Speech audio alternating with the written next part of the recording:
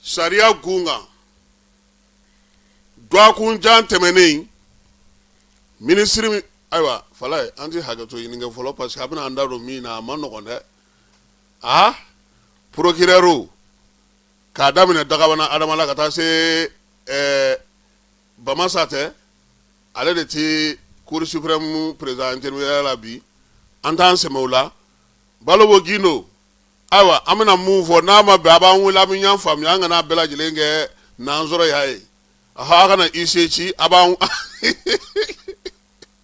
falai ini maisra jara chugo no procureur do na yule ndena avoko kaka na yule juma avoka ka to ndena na teri aka ni blaga tare ba fa ko procureur ne rese me karakala ndi dugu ngona ha ni nana ndena ndo mitame ife fala ni sigile no fana no ki mako carte di kuma ko fe ilabede o manai no na ko ni kuma sama ka ba na yin nga ka ba na ko carte o le pièce o manai fala procureur Touré amba fu fala ni kunu mato mami ngono bitoti kono ko ani bara ani chesire ani tibina ja furu da mena de wa boy ngabe kiri bela jile tigido malikona nyanga kedo de chef suprême de la magistrature général d'armée Assimi Goïta kiri bela jile nyama ya ale de falai ola ambe kiri bunakunga bi kiri dogokun tle nani na bani seve ministre Mamadou Kassoge aye kimeli bara osigi senga sango no samba flan mugani nduru ye kiri tara sira jumɛn fɛ Bamako min ye ɲɔgɔn lajɛ soba min bɛ yen n'o ye sebe kɔnɔ Mamadou Kassoge a ye furabɔ woro ɲɛma fala ye a ko ale nisɔndiyalen ale wasale sabula sariya sen kura minnu ni sariya taabolo kura minnu sigira an ka jamana kɔnɔ procureur juge d'instruction min ye brigade maaw ye n'o ye nominalikɛlaw ni sɛgɛsɛgɛlikɛlaw ye fala ye ka taa se kiri bunakun fa bɛɛ lajɛlen ma ko baara ko a y'ale wasa san 2025 kɔnɔ koyi min ye Kassoge ye a ko yɛlɛma minnu kɛra fala ye maanifinw ni adamadenw ka hakɛ dafali min ye kasobonw ye ko ni ala sɔnna ma ko caman bɛna na bɔ a maaw la o la sa a ko dunko juguya ni yuruguyurugu sira la fala ye min ye san 2025 ye sefa wari miliyari 264 k'u sera k'o de minɛ han o sɔrɔla min pôle économique n'o ye Agaw saga yɔrɔ ye olu de y'o baara in kɛ ko a ko nana cogo di fala ye yɛlɛma minnu donna sariya ko sira na sira fɛ ni o ye falenfalenw kɛ ka se k'a ye k'a fɔ ko sariya taabolo kiiribon kɛrɛnkɛrɛnnenw ka se ka sigi kɛrɛnkɛrɛnnenya la o de y'a to u ye nin wari in sɔrɔ fala ye ko n'i ye ko yɛrɛ ta k'a jateminɛ min ye kiiri minnu tigɛra a dɔw la miliyari 20 kan ka sigi jamana ma min ye o miliyari 20 fana o bɛ fara mun ka fala ye faso yɛrɛ ka hakɛ n'a ka tɔɲɔni mun kɛra a kow la o fana bɛ taa bɛn miliyari 10 a n'a kunkanfɛn ma n'i ye jɛkulu mun fana sigilen no sen ka kɛrɛnkɛrɛnnenya la n'a fɔ sa ko musakaw mana daraki maaw la kiri kunnakun kɔnɔna fala ye o fana taara yɛrɛ jɔ miliyari 5 la Kassoge ko ale ka nisɔndiya ye mun ye i b'a dɔn kiiri tigɛlaw bɛ réquisition min kɛ n'o ye nominalisme kunfɔlɔ ye o kun ye 127 ye fala ye 42 o mɔgɔw labilara k'u ka taa so k'u ma foyi kɛ 42 wɛrɛ o kɛra procès verbaux ye min ye 211 u y'olu sɛgɛsɛgɛ 127 u y'olu kɔni bila sa ka taa juge d'instruction ka bolo kan min ye ordonnance min fana sigira sen kan ka se ka di juge d'instruction ma fala ye o ye 148 ye nominali ni sɛbɛsɛgɛliw ni fɛn tɔ bɛɛ lajɛlen faralen ɲɔgɔn kan o ye 817 ye o la sa kiiri sigilen fala ye u ye kiiri min kɛ a bɛ taa 41 na kɛrɛnkɛrɛnnenya la dunko juguya ni yuruguyurugu ale sen fɛ sɛbɛn minnu tun b'u bolo 108 o de kun bakurula la nka kiiri yɛrɛ nana ye sa k'a fɔ san 2025 kɔnɔna fala ye kiiri 119 o de sera ka tigɛ han dunko juguya ni yuruguyurugu sira fɛ k'a sɔrɔ min ye san 2024 fala ye 69 ko mun nana n'o ye sariya yɛlɛmali baaraw kɛcogo ale ni fɛn minnu bɛ yen bi n'olu kun kɛlen don gɛlɛya o y'a ko la k'olu caman nɔgɔyara n'o y'a sɔrɔ 100 sarada la ɲinan san taari yɛrɛ sɔrɔ 110 buruburu 18 na fala ye san 2024 ale kun ye 70 buruburu 78 ye o yɛlɛma sɔrɔla mun fɛ ko sɛbɛnw falenna baarakɛcogo falenna pour économique mɔgɔ yɛrɛ ka kiiri kɛrɛnkɛrɛnnenw falen olu sigilen don sen kan u bolo n'i ye jɛkulu kana kɛrɛnkɛrɛnnen sigilen don Mamudu Kasoge ka fɔla fala ye min bɛ nominali kɛ ka tila ka sɛgɛsɛgɛli kɛ n'i minɛna k'i bɛ kiiri la a bɛ se ka fɔ ten jagi a ye taa fala ye ka duw minɛ dɛ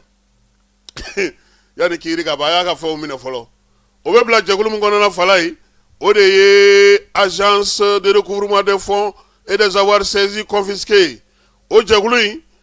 keɲɛbagaw fɛ yen sanubɔ masini a y'o 4 minɛ fala ye Toyota 5 o minɛna maaw la n'o ye pick-up ye keɲɛbagaw fɛ yen min ye machine min bɛ yen n'o fana bɛ sanubɔ o 32 ka taa se Toyota 6 ma nin bɛɛ minɛna keɲɛba Bamakɔ kɔnɔna na fala ye u ye du 5 minɛ hôtel kelen b'a la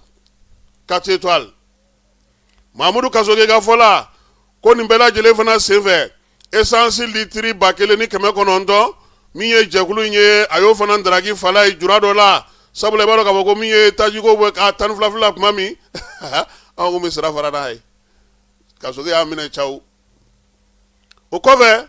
a ko kiiri sigili sen kan ka sɛgɛsɛgɛli kɛ ka kiiritigɛla ɲumanw sɔrɔ u ka baara kɛ tilennenya ni laadiriya la fala ye ka ɲɛsin fɛnw ma min ye juge d'instruction ye ko baara dir'olu olu ma dɛ fala ye n bɛna fɛn dɔ f'i ye a bɛ fɔ yɔrɔ min ma ko police spécialisée i n'a fɔ Dagabana Adama ka yɔrɔ ɲɔgɔnnaw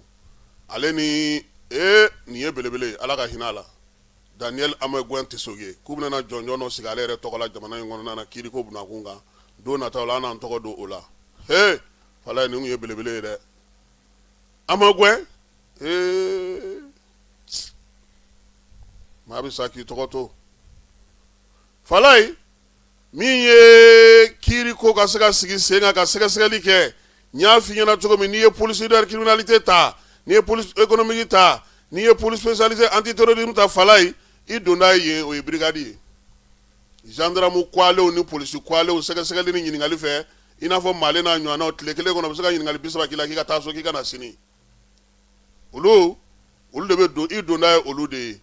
ni n'olu kumana fala ye procureur yɛrɛ bɛ tila k'i wele k'i lamɛn tuguni ni procureur bɛnna fɔla fala ye ni pole économique do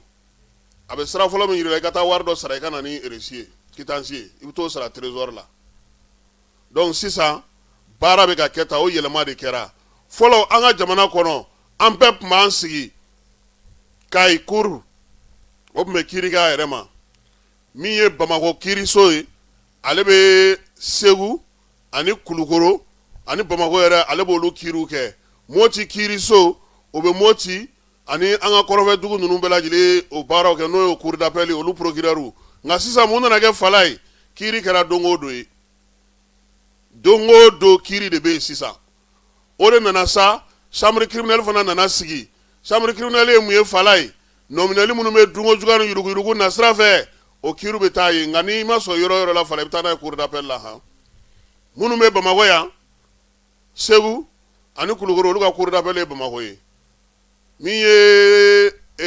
Sikaso ye o fana b'o la Moti ale kɔni ta ye kɔrɔnfɛ jamanaw ye wa min ye Kayi ta ye o ye Kayi a n'a a marabolo bɛɛ lajɛlen ye nin waati in na o de la saw nana ye k'a fɔ n'an k'an bɛ safinɛ zon ka kiiri bila ye ka mobili zon ka kiiri bila ye ka tigɛsuyɛnɛw ka kiiri bila ye an b'u tɔɲɔ k'u mɛn kaso la fala ye olu de bɛ na labɔ sa don o don ka kiiri sigi sen kan marabolo ni tigɛdaw kɔnɔna na yaasa a ko bɛ se ka teliya cogo min Mamudu Kasoge ka kuma na fala ye a ko kiiri ɲɛda kura kiiri taabolo kura min ye code pénal kura min sigira sen kan n'o ye nominali sɛbɛn kɛrɛnkɛrɛnnen na a dafa sɛbɛnw ye k'o de bɛ ka na ni yɛlɛmaba in ye an ka jamana kɔnɔ a ko o la sa ko n'i y'a mɛn kiiritigɛla fala ye kiiritigɛla don o hukumu kɔnɔna na sa min ye maa 140 ye u y'o ta magistrat kuraw la olu nana fara maa wɛrɛw kan o b'a kɛ nin waati na sa magistrat kura minnu taara ni san laban ninnu na 456 fala ye o de bɛ an ka jamana kɔnɔ min ye tribunal yɛrɛ taabolo bɛɛ lajɛlen na sa maa minnu bɛ yen n'olu fana ye kaso lakɔlɔsilaw ye o maa 200 kura taara kɔnkuru kura fana bɛ sen na jɛkulu min bɛ yen n'i ye jamana faso nafolo ndaraki n'olu b'u bolo ja i kan na ngaki fala ye olu fana sera ka minɛni ni fɛn min kɛ sefa wari miliyari 5 olu sera k'o sɔrɔ a ko nin waati in na kasobo wo kasobo marayɔrɔ wo min ye kiiri tigilamaw ye k'a bɛɛ lajɛlen taatɔ don bɔlɔlɔ sira fɛ fala ye certificat de nationalité casier judiciaire k'i to Buguni k'i to min ye Lyon i n'a fɔ soni ka consulat la soni kaba jakite ka consulat la Falaye k'i sigilen to bɔlɔlɔ sanfɛ k'i ka nin papier ninnu sɔrɔ ko sɔɔni don Kasoge ko min ye u tun y'a baara kurumbo kari u ka dɔgɔkun kɔnɔna na nka min ye bɔlɔlɔ sira do Falaye machine bɛɛ ma sigi sen kan fɔlɔ ko ni Ala sɔnna a ma ko a laseli kɛrɛnkɛrɛn fana bɛna kɛ a ko yɛlɛmali ko ta nasira la Falaye k'i bolo don jufa kɔnɔ tuguni k'a di wa o banna pewu kiiritigɛlaw fɛ yen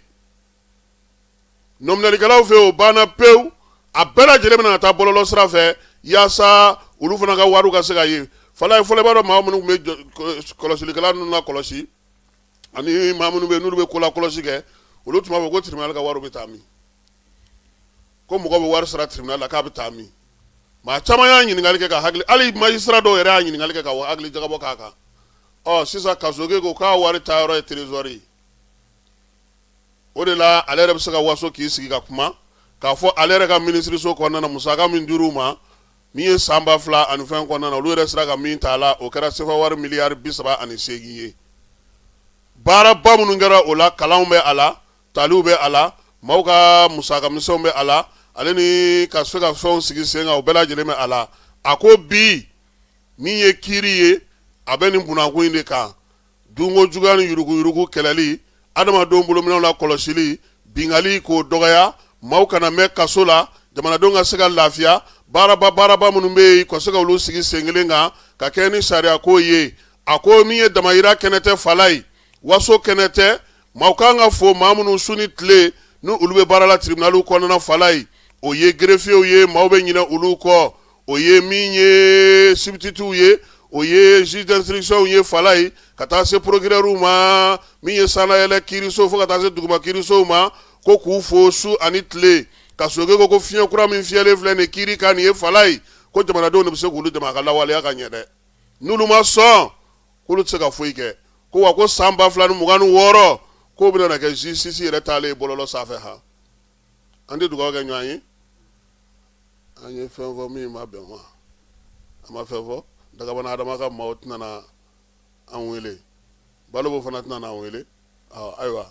k'an b'u yɛrɛ fo Falaye nin ye Kasoge ale ka kimɛli ye ka bɛn kiiri ko ma an ka jamana kɔnɔ ani miirina ni fɛɛrɛ min b'a bolo yaasa ka se ka kiiri taabolo kura sigi ka ɲɛfɔli kɛ maaw ye nka an fana y'a f'u ye Falaye